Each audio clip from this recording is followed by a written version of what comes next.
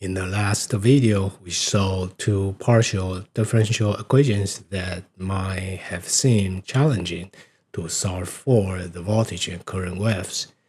You might be wondering, this is a bit difficult. How do we solve for the voltage and current from these equations? Okay, perhaps you have already know how to do it. Yes, use the phasor to help us to do that. We can remove the tail that periodically rotates in time. This simplifies the analysis and makes it easier to solve for the voltage and current waves.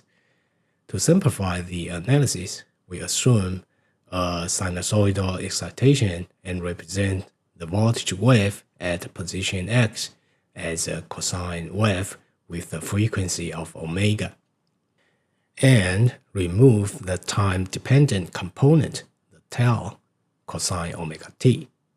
This allows us to express the waves in terms of their phasors, denoted by v of x plus delta x, I of x, and I of x plus delta x.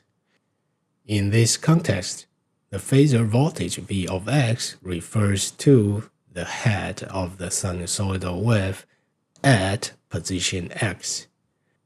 We can extend the phasor approach to the transmission line model by passing the frequency parameter j omega through the inductor and capacitor elements. This leads to equations similar to the ones derived earlier in the time domain model. We then rearrange the equations and move delta x to the left side of the equations, followed by rewriting the difference expressions on the left side as derivatives of the voltage and current waves with respect to their positions. Given the small value of delta x, we can assume that v of x plus delta x is almost equal to v of x. Because the time factor is removed, we use a differential operator d over dx instead of the partial derivative with respect to time. Now we have these two equations, which are the phasor version of the transmission line equations. Our goal now is to solve these two equations for voltage and current phasors.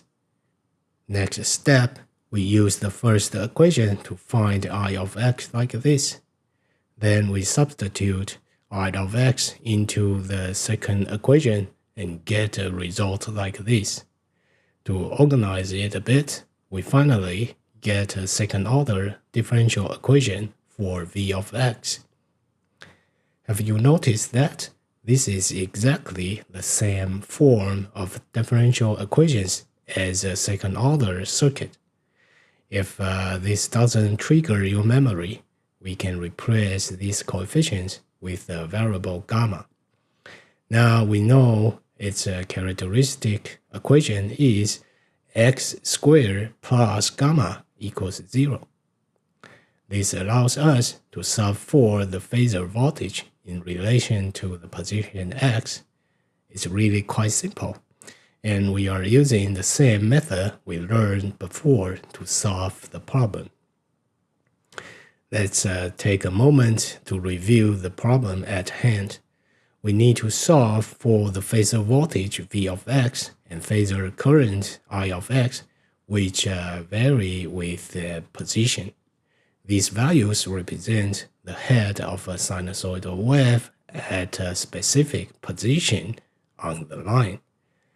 Since v of x and I of x are phasors, they are complex numbers that have both magnitude and angle. In this case, v of x equals f of x times exponential to j5 power, while I of x equals g of x times exponential to j eta power. After finding the values of v of x and I of x, we need to connect them to the tau exponential to j omega t to obtain their time domain response. To achieve this, we take the real part of the complex response since we assume that the excitation is a cosine function. However, if the excitation were a sine function, we would need to take the imaginary part instead to get the real value response. By doing so, we can obtain the time domain response of voltage and current waves on an infinite transmission line. It's a simple process. Now let's move on to finding the solutions for V of x and I of x.